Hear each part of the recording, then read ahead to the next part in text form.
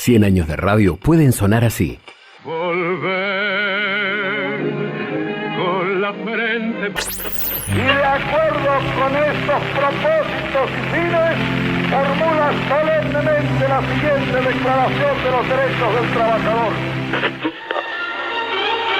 Misión Apolo al minuto.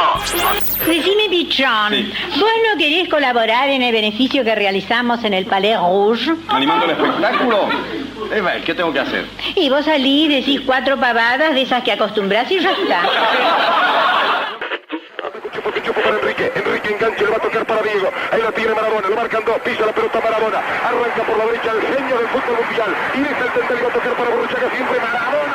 Genio. En este siglo de historias nos detenemos a pensar juntos. ¿Qué diferencia hay entre una radio y otra? ¿Qué la sostiene para no sonar igual a la que tiene al lado? Su programación.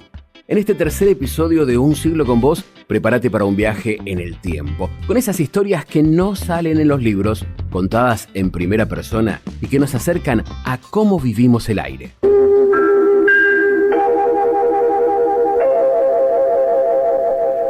Transmite el S6, Radio del Pueblo de Buenos Aires, en 1350 kHz.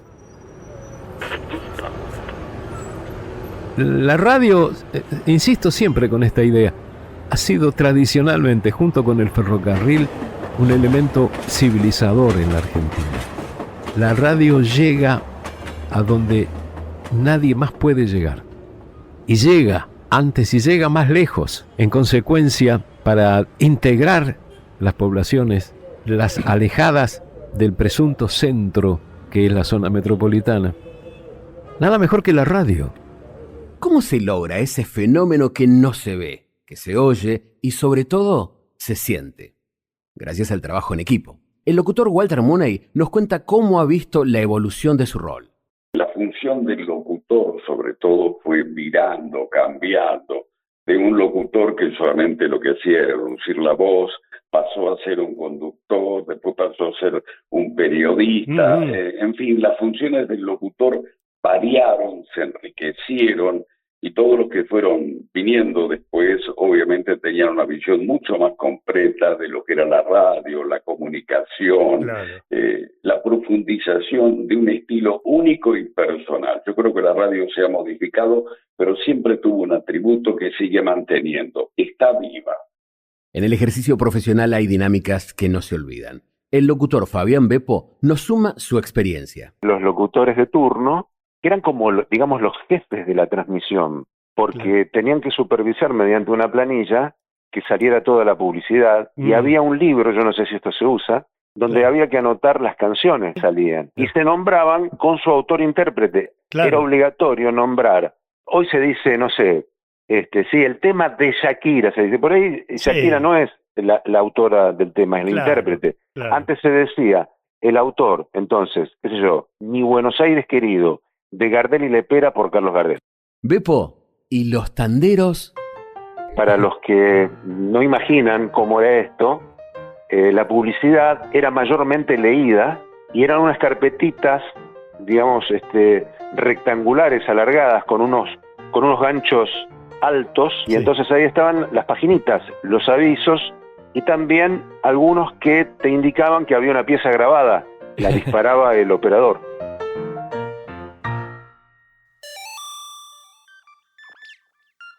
La digitalización cambió muchas cosas. Sin embargo, hay roles que se mantienen, porque detrás de cada transmisión hay un equipo que acompaña, y dentro de esas figuras están los operadores. ¿Cómo se vive el aire desde esa posición? Así lo recuerda Juan Ferrante en su paso por Radio Buenos Aires. Cuando te sentás en la mesa de operaciones, en cierta medida vos te transformás, se te van ocurriendo cosas en el mismo tiempo que vas haciendo el programa. Bueno, empezamos con ideas un poco locas, pero está bien. Bueno. No me moleste. ¿Quién es Juan? No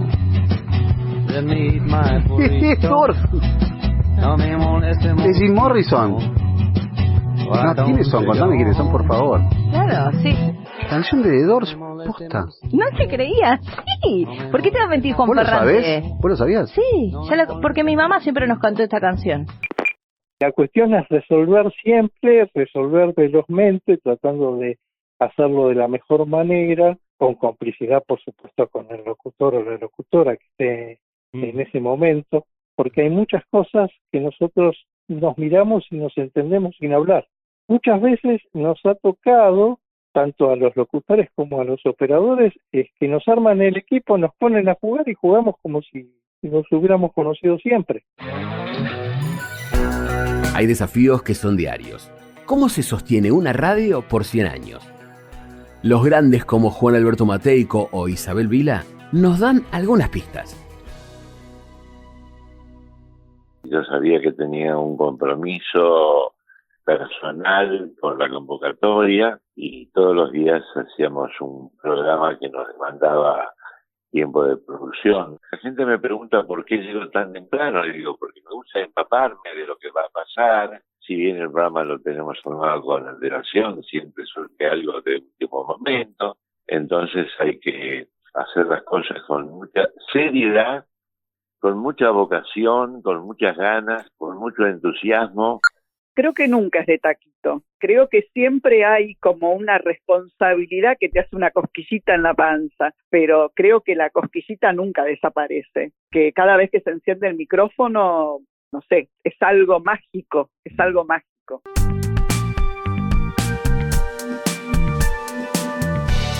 Si hay algo que caracteriza a Radio Buenos Aires AM 1350, es continuar firme a la idea de ser la radio del pueblo.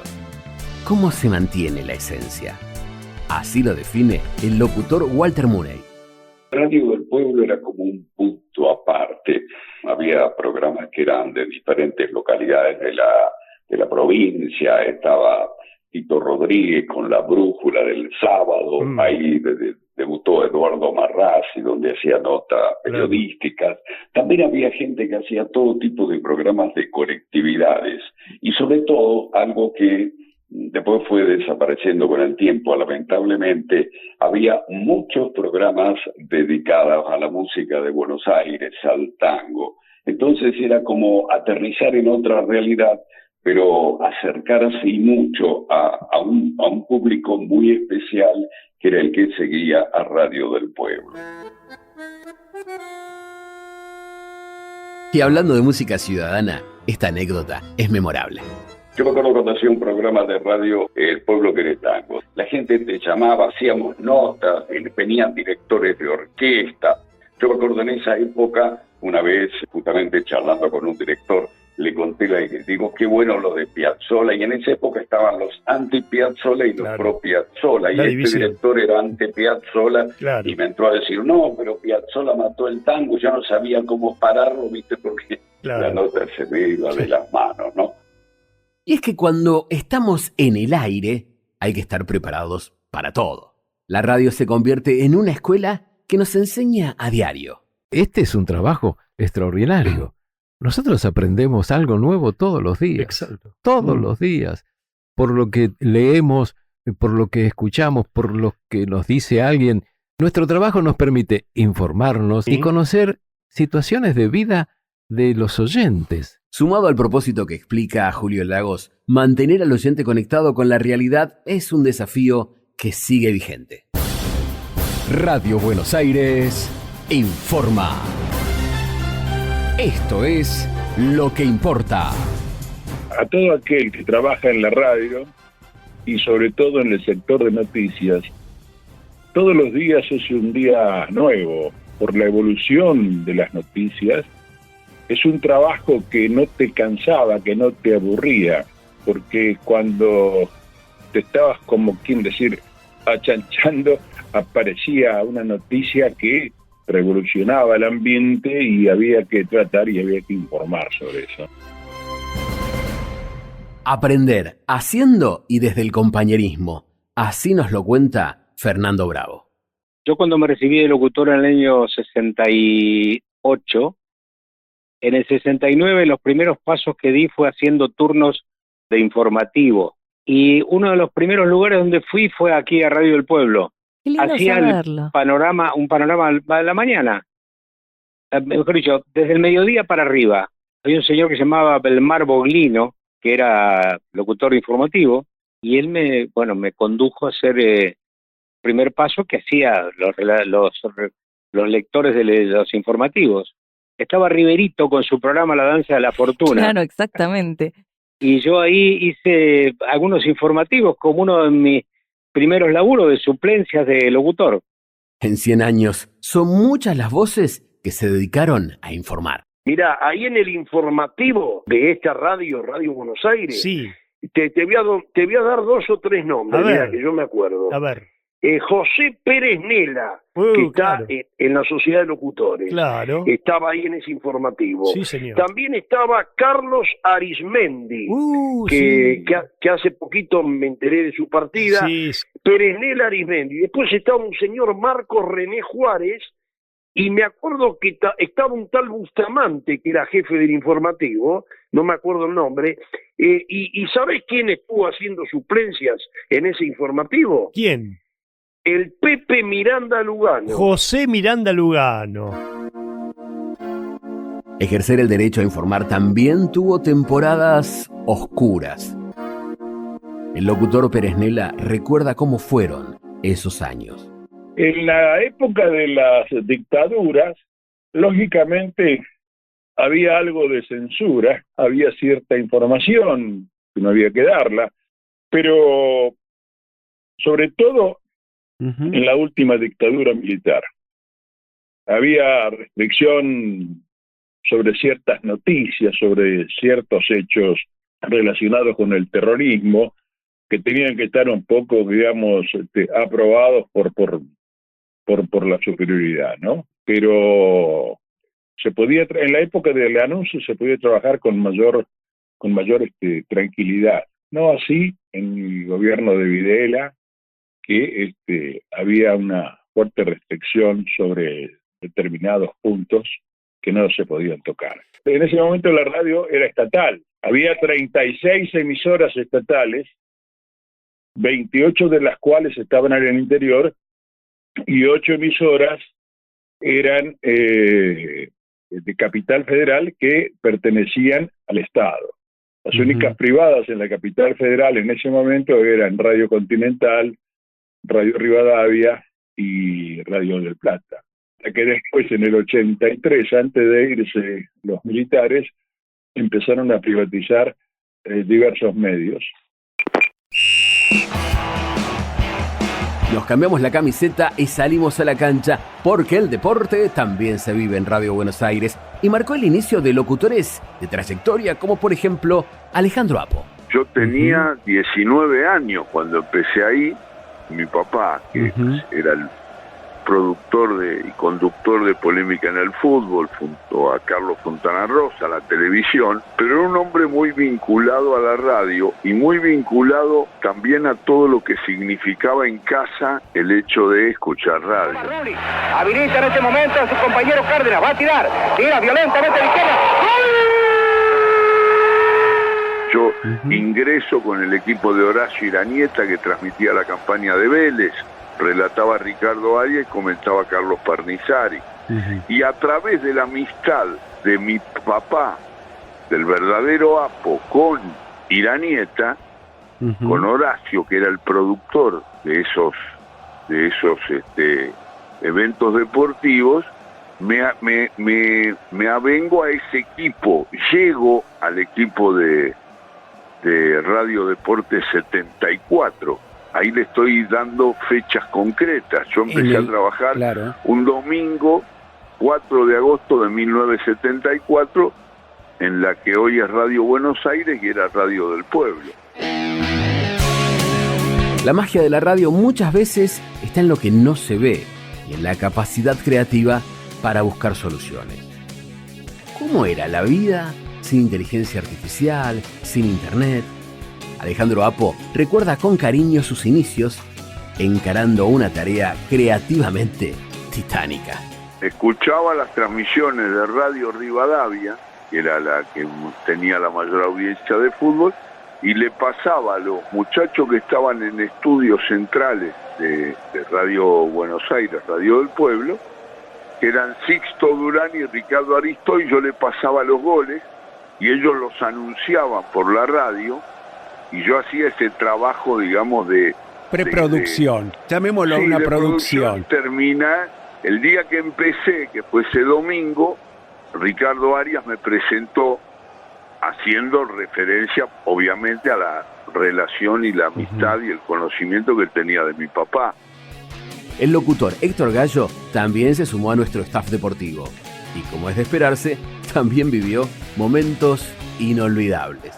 Yo debuté, por ejemplo, con el Loco de Racing en Radio Buenos Aires. Vos sabés que todavía no sé si había cambiado el nombre del pueblo Buenos Aires, pero en un partido, en la cancha de Leandro N. Alén, Leandro N. Alén y Muñiz, terminó 4-3. Y yo tenía que pasar los goles en la comisaría que está a 5 cuadras de la cancha.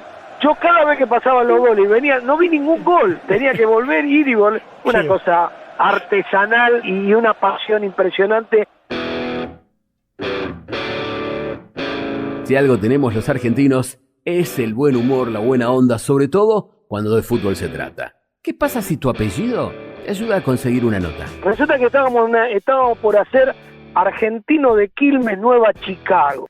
Llovía como loco y me tenía que confirmar la suspensión del partido.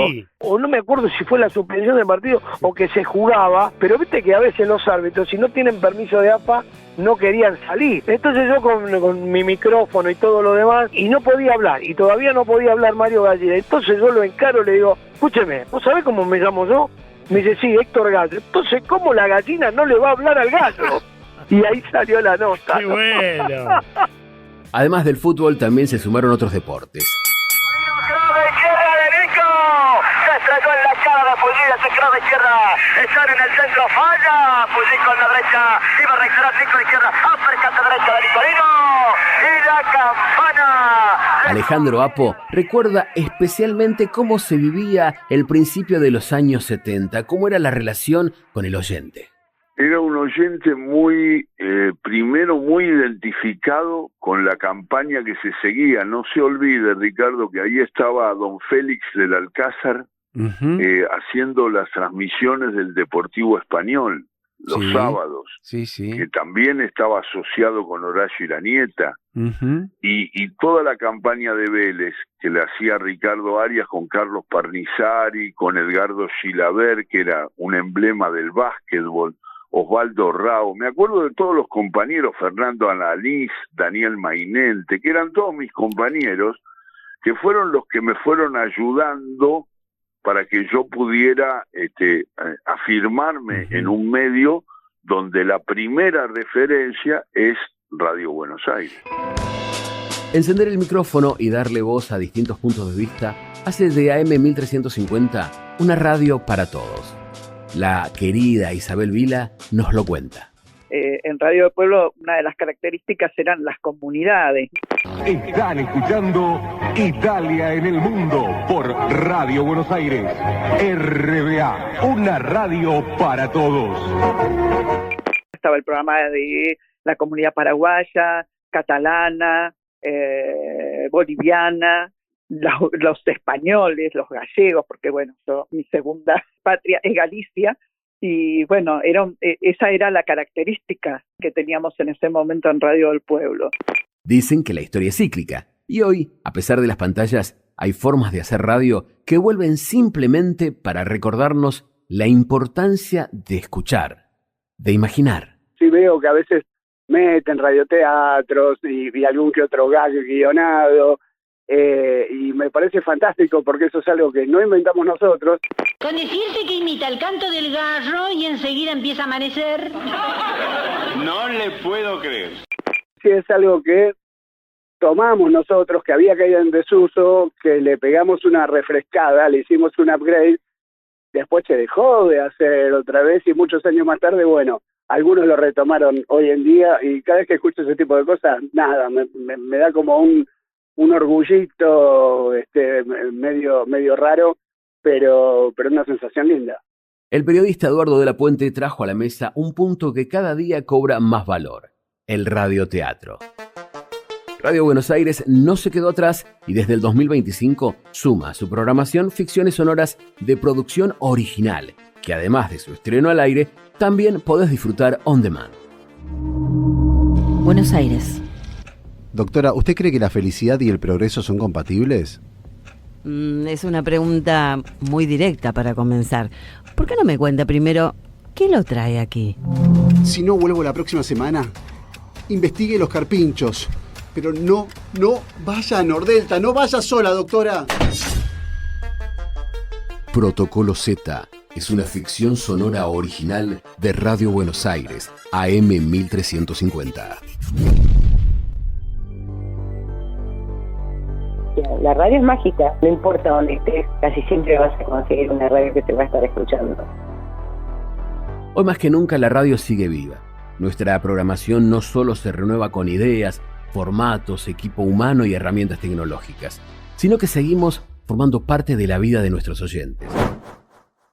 En el 2025, el programa Buenos Aires Retro, bajo la conducción de Mariana Guedella y Gerardo Presas, con musicalización de Romina Di Jacobo, fue reconocido de interés cultural por la Honorable Cámara de Diputados de la Nación. Con esta mención, el compromiso se renueva y nos hace recordar que informar, educar y entretener son parte de nuestro ADN, sin importar el contenido. Ser la radio del pueblo en pleno siglo XXI es un desafío diario en Radio Buenos Aires. En el próximo episodio, ¿cómo una emisora AM con 100 años también fue la raíz del cambio más radical que tuvo la FM en Argentina? Entérate en el próximo estreno. Un siglo con vos es una producción original de Radio Buenos Aires, AM 1350.